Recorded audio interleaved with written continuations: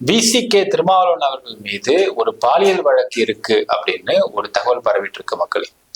அதுவும் அவர் வந்து ஒரு வேலை செஞ்சுக்கிட்டு இருந்த சமயத்துல, ஒரு கவர்மெண்ட் ஜாப்ல இருந்த சமயத்துல ஒரு தலித் பெண் உதவி கேட்டு வந்ததாகவும் அவரை வந்து இவர் தப்பா பயன்படுத்தியதாகவும் ஒரு தகவல் பரவிட்டு இருக்கு. இது உண்மையா டீட்டெயில்டா பார்க்க போறோம் இந்த பதிவுல.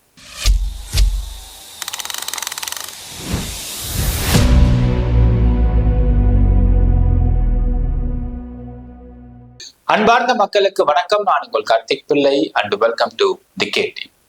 விடுதலை சிறுத்தை கட்சி திருமாவளவன் மீது ஒரு பாலியல் குற்றச்சாட்டு இருக்கு அப்படின்னு ஒரு நியூஸ் பார்த்த மக்களே சோசியல் மீடியால.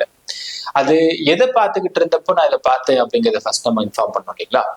அதாவது ஒரு வீடியோ, அந்த வீடியோல விடுதலை சிறுத்தை கட்சியை சேர்ந்த யாரோ ஒரு நபர் வந்து மேடை போட்டு பேசிக்கிட்டு இருக்காரு. அந்த மேடை போட்டு பேசும் பொழுது நாமெல்லாம் ரவுடிகள், நம்ம போலீஸ் வந்து ஒரு மாதிரி புடுங்க முடியாது அப்படின்னு பேசியதாக அந்த வீடியோ வருது. ஃபர்ஸ்ட் அந்த வீடியோவை பார்த்துடலாம். சொல்ற விடுதலை சிறுத்தைகள் அதிகாரமிக்கவர்கள், நாம் அரசியல் நடத்திற்கு அதிகாரமிக்கவர் என்ற துணிச்சலோடு நீங்க செயலாற்றுங்கள். எந்த காவல்துறையும் ஒரு மயிரும் பண்ண முடியாது, ஒரு மயிரும் பண்ண முடியாது. சவாலிட்டு சொல்றோம், நாங்களாம் யாரு? நாங்கள் எல்லாம் ரவுடிகள்.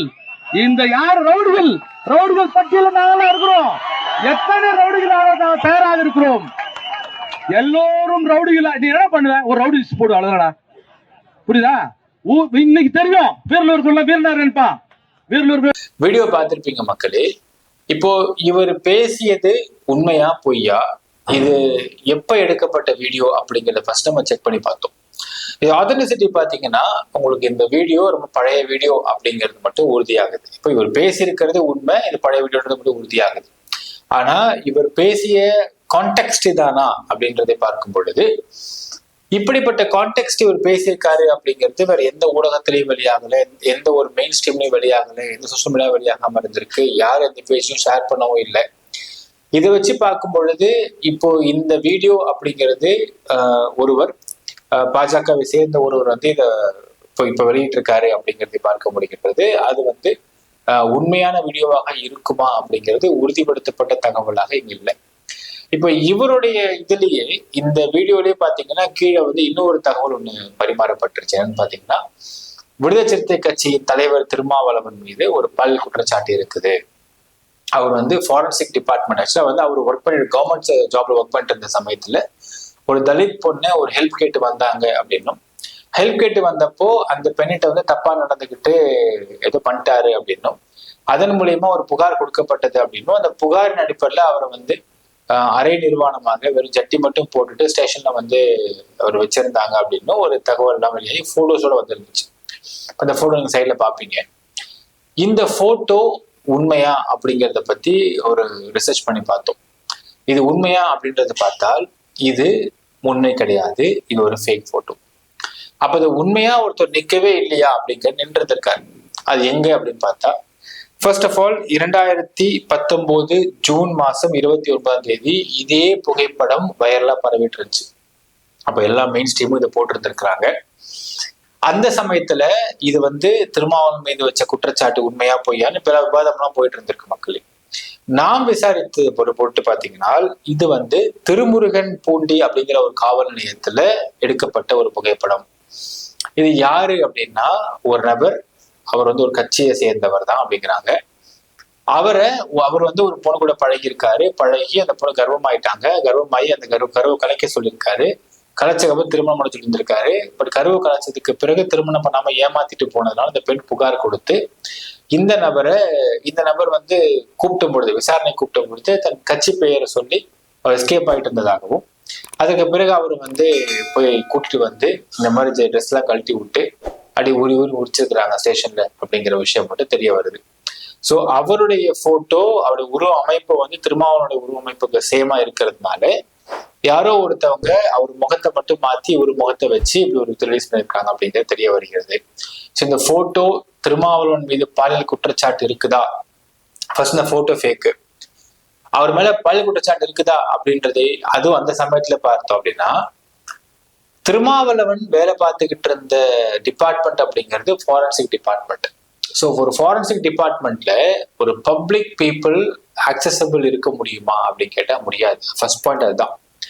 ஏன்னா போலீஸ் வருவாங்க, அது போலீஸும் பார்த்தீங்கன்னா உங்களுக்கு வந்து த்ரூ போஸ்ட் அனுப்புவாங்க.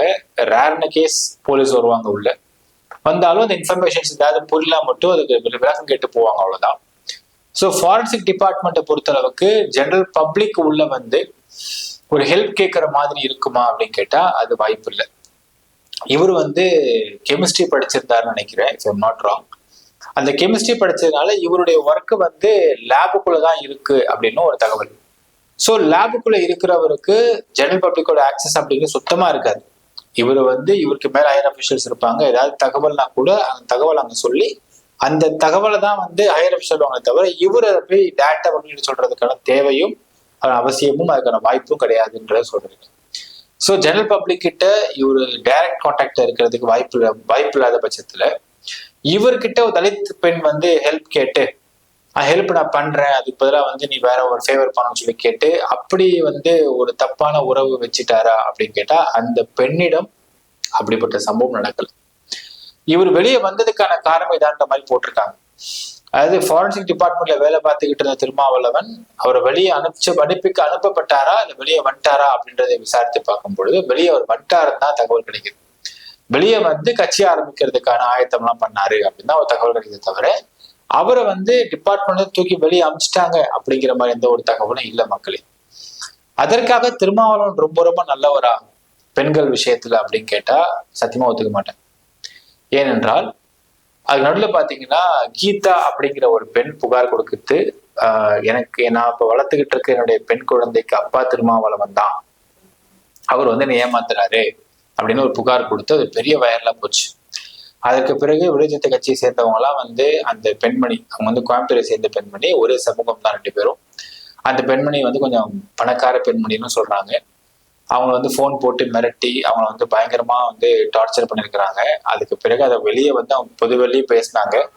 இப்போ அந்த பெண்மணி எங்க இருக்காங்கன்றது தெரியல. செட்டில் பண்ணி விட்டுப்பாராட்டிருக்கு, ஒரு வேலை நடந்திருக்கலாம், செட்டில் பண்ணி விட்டுருக்கலாம். அது வந்து அவருக்கும் அந்த அம்மாவுக்கும் உள்ள பிரச்சனை.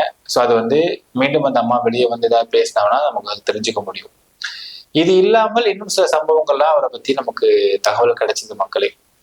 அந்த பெண்கள்லாம் வந்து அதுல ஒரு சம்பந்தப்பட்ட ஒரு பெண் கூட அவரை வந்து நீங்க இந்த மாதிரி எனக்கு வாழ்க்கைக்கு வந்து வழி சொல்லுங்கள்லாம் கேட்டுட்டு அவர்கிட்ட வந்து கேட்டதாகவும் கோரிக்கை வச்சதாகவும் அவர் அதை வந்து தட்டி கழிச்சு போனதாகவும்லாம் சில சம்பவங்கள் தகவல்லாம் கிடைச்சது. So since it is his own personal, அது பொதுவெளியில பெருசா பிரச்சனையா வராததுனால நம்ம விடாம விட்டுட்டோம், வெளியிட வேண்டிய அவசியமும் தேவையில்லை நினைச்சு விட்டுட்டோம். சப்போஸ் பொதுவெளியில இந்த அம்மா வந்து வெளியே பேசினாங்க, அது வந்து பொது பிரச்சனையா மாறுது அப்படின்னா அப்போ ஒரு கட்சியின் தலைவர் இப்படி பண்ணலாமா இல்லாம பல பேர் பேசுவாங்க இல்லைங்களா, அப்போ நம்ம கிடைச்ச தகவலை அப்போ பகிர்ந்துக்கலாம் இந்த இடத்துல. பட் இப்போதைக்கு அந்த ஒரு சம்பவத்தை பத்தி நம்ம விவரிக்க விரும்பல, ஏன்னால் அது வந்து between those two adults. So இவர் வந்து பெண்கள் விஷயத்துல ரொம்ப ரொம்ப சுத்தமானவர் அப்படிங்கிறதெல்லாம் எனக்கு தெரியல, அதை வந்து உறுதிப்படுத்தவும் முடியல. ரிலேஷன்ஷிப்ஸோ அந்த மாதிரி இஷ்யூஸ்லாம் இவரும் மாட்டிக்கிட்டும் இருக்கிறாரு அப்படின்னு தான் நமக்கு எடுத்த தகவல் படி தெரியுது மக்களே. பட் அவருக்கு கவர்மெண்ட் ஜாப் போனது இதனாலதான் போச்சு, அரசு உத்தியோகத்திலிருந்து அவர் தூக்கி அடிக்கப்பட்டாங்க அப்படிங்கிறதெல்லாம் முற்றிலும் பொய்யான தகவல், அதை உறுதிப்படுத்த முடியல, அது பொய்யான தகவலும் தெரியுது.